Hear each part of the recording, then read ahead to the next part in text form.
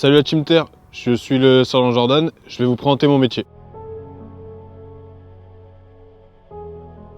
Alors je me suis présenté à un centre d'information et de recrutement des forces armées. À l'issue de ça, j'ai demandé à présenter directement à l'École nationale des sous-officiers d'active afin d'être sous-officier. J'ai choisi l'infanterie parce que je voulais une arme de mêlée, une arme réellement au contact. Pour un bon fantassin, il faut quand même avoir une certaine force physique, bien courir, être bon en poids du corps, en musculation. Et après, d'un point de vue mental, je pense que voilà, il faut être capable d'encaisser pas mal de pression, pas mal de chocs. Et ça nous permettra d'arriver en régiment avec un petit peu plus de sérénité que si on n'avait pas tout ça. Je pense qu'un sergent, c'est un cadre de contact parce qu'on fait réellement l'intermédiaire entre le chef de section et nos subordonnés. On va être amené à encadrer certains stages, notamment tout ce qui est les premiers stages de tout militaire du rang, le CFIM, Centre de formation initiale du militaire du rang, mais également formateur dans l'état d'esprit, puisque on doit être exemplaire dans tout ce qu'on fait et dans tout ce qu'on dit. Étant donné qu'on est cadre de contact, on va être la première personne que les militaires du rang, nos jeunes soldats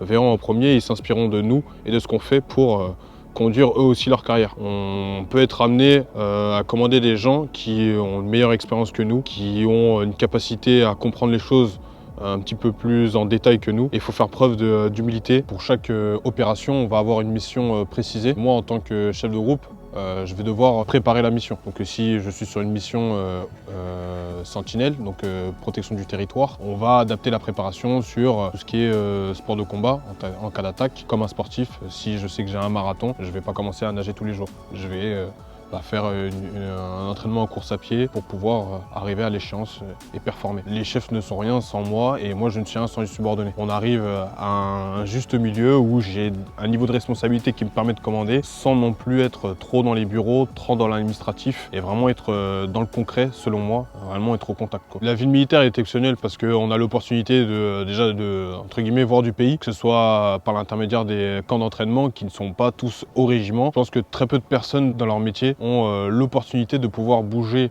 à autant d'endroits dans un laps de temps assez court. Si quelqu'un est intéressé par la spécialité, je lui conseillerais déjà d'être déterminé dans tout ce qu'il fait. S'il veut réellement réussir, il doit avoir la préparation physique nécessaire, la motivation nécessaire et pas craquer à la première difficulté. Du coup, merci la Team Terre, c'était le sergent Jordan. Si vous voulez en savoir plus sur mon métier ou sur les métiers de l'armée de terre, suivez-nous sur les réseaux sociaux.